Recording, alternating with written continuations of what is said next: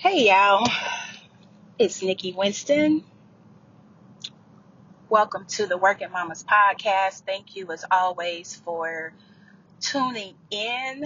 This is a bonus episode, a freestyle episode, whatever you want to call it, but this is just one of those episodes where a thought has come to me and I'm not in a position to write down some show notes or get in front of my podcast mic and record. I'm actually in the car leaving my West house on my way back to my North house. So I have been riding past my old church right now. So just having some nostalgic moments. But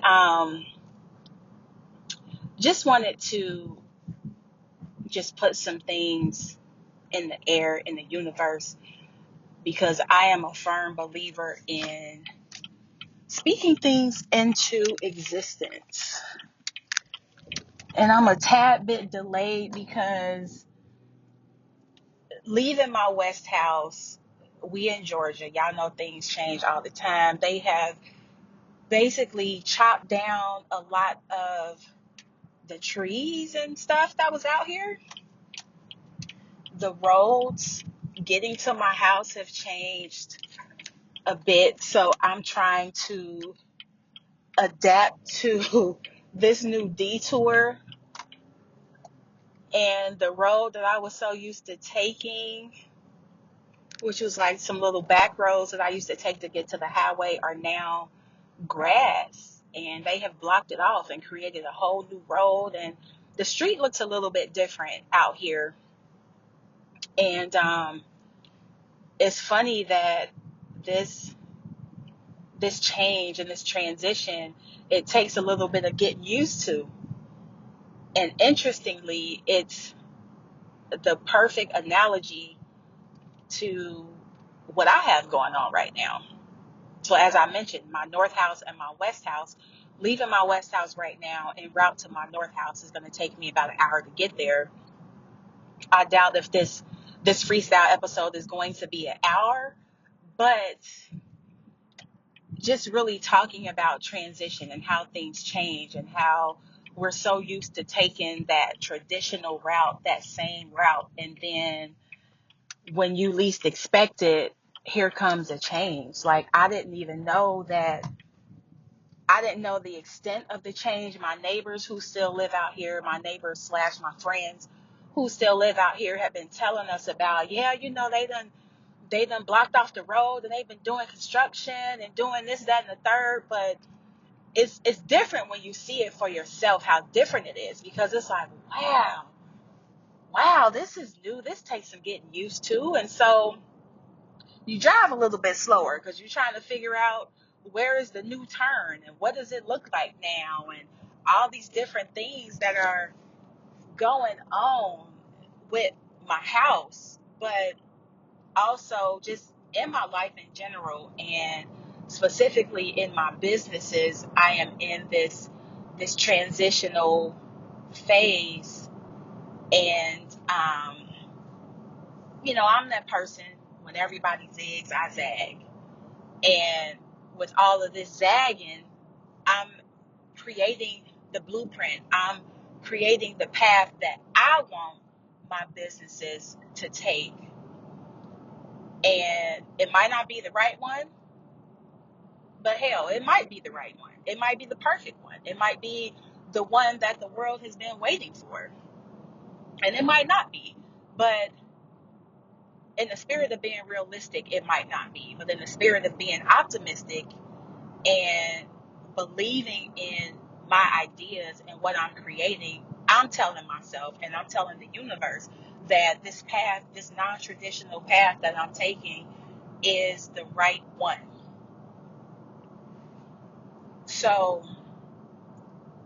I'm talking specifically about like social media. So I jumped off of social media for a couple days, a couple weeks, which is usually what I do when I'm when I'm deep into an idea and I'm just really trying to create some shit and make it come to life. I get off of social media.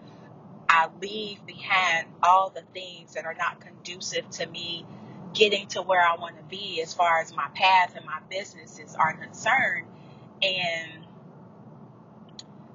I watch my social media metrics as far as like the people who watch my stories. Well, I used to check all the time and watch the people and see who's watching my stories and just get a feel for who the repeat supporters are and who the new people are. But my engagement had grew so much to where it was like 400, 500, 600 people watching my stories. And I'm like, I don't have time to scroll through and look at all these people. And my posts would get the same type of engagement. The 500-600 people were the people who were watching my Insta stories. And I remember earlier this year I would create my Insta stories and I was trying to like put the popular hashtags, so people can find it and they can get more engagement. And the engagement still wasn't growing. So I just said, fuck it. I don't have time to try to figure out this Instagram algorithm, who's doing what. And to be honest, a part of me don't really want a whole bunch of people seeing what I'm posting, because I'm just not that person. Like, I'm not the person to create content to be out there. I like to put out shit that I think is important to people and what I feel like is going to help somebody. So I use my metrics to gauge what's getting the most traction and what people are paying the most attention to. And then that's what I focus on putting out. But then I'll still put out other things. Like when I look at my podcast metrics, for example, the two most frequently downloaded episodes are, number one, the CPA exam episode, where it's CPA Q&A. I think it's episode 5 of the Working Mamas podcast. So if you search Spotify, or not Spotify, SoundCloud, I think it's Spotify too. I think Spotify just put me on. So Spotify, SoundCloud, and Apple, if you search the Working Mamas podcast, the Working is spelled WERKIN Mamas podcast, you will find my episodes. And the one that people listened to the most was the CPA exam Q&A. That got like 100 and something downloads in less than 24 hours. So I didn't know if somebody listened to it and shared it to a bigger audience or what happened with the engagement. But one day it was just hundreds of downloads in less than 24 hours. So I'm like, what is this? I don't know, but I'll take it. So that led me to the conclusion that people, the CPA candidates, need help. They're looking for guidance. They're looking for support.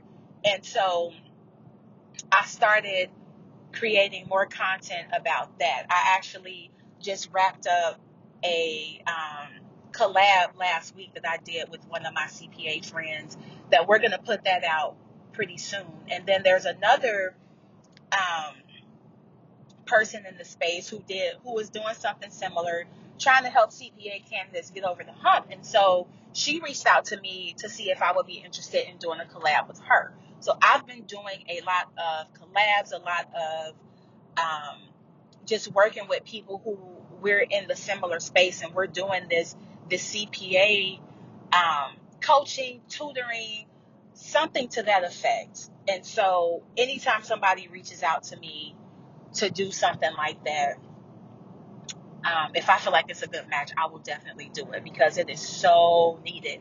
But the other episode that is just getting tons of downloads is my episode. It might be 4. I don't know which episode it is, but it's tax tips for entrepreneurs, freelancers, and small business owners. And I put that out because I see a lot of people on social media. My waves is talking in my ear, but I see a lot of people on social media who have these bomb ass business ideas, or they're freelancers landing these big contracts with these big brands, and I just see people doing amazing things, but then when it comes to making the money, when it comes to handling the money, when it comes to trying to grow the money, they just don't have the know-how or the knowledge. And that's my background as a CPA, as a fellow entrepreneur, as a Black girl in a space that's dominated by white men who are baby boomers. Just, we just gonna keep it 1,000 on here. We all know that the accounting industry is dominated by mostly white men. And I did a presentation a few weeks ago to some CPA exam students, and we were just talking about the metrics of not only Black CPAs, but just minority CPAs. So Blacks, Hispanics, I don't even know if that was the right term. If it was not, I totally apologize. But CPAs of color, non-white CPAs, we were looking at the metrics, and we saw that back 50 years ago, the percentage of CPAs of Black CPAs in the industry was maybe 1%, somewhere around the 1% mark. And then here we are 50 years later, and there are, out of all the CPAs, all the licensed active CPAs, only 3% are Black CPAs. I don't know if they were looking at Black CPAs or CPAs of color in general, but the bottom line is we have some serious work to do if in 20 years we've only increased the number of CPAs of color from 1% to 3%. That is a dismal number. I mean, just so defeating and so unmotivating. But then, me being the person I am, I had to peel it back a little bit more and say, okay, let's unpack this. What's driving or what's not driving this number? And looking at the numbers, we see that Black CPA candidates quit the exam journey, the CPA exam journey, at 3 times the rate of white candidates and maybe double the rate of Hispanic candidates. And it got to a point where it was like, if a Black candidate fails one section of the exam, they take the exam the first time and they fail, and then they just don't do it again. They just quit after the first fail. And I'm sitting up here like, really? Really? Says the person who sat down in front of that computer 13 times? You quit after the first time? So that's why I do what I do when it comes to CPA review, trying to get candidates over the hump and really help them to be successful on this exam because of those beyond lackluster statistics when it comes to us staying the course and getting the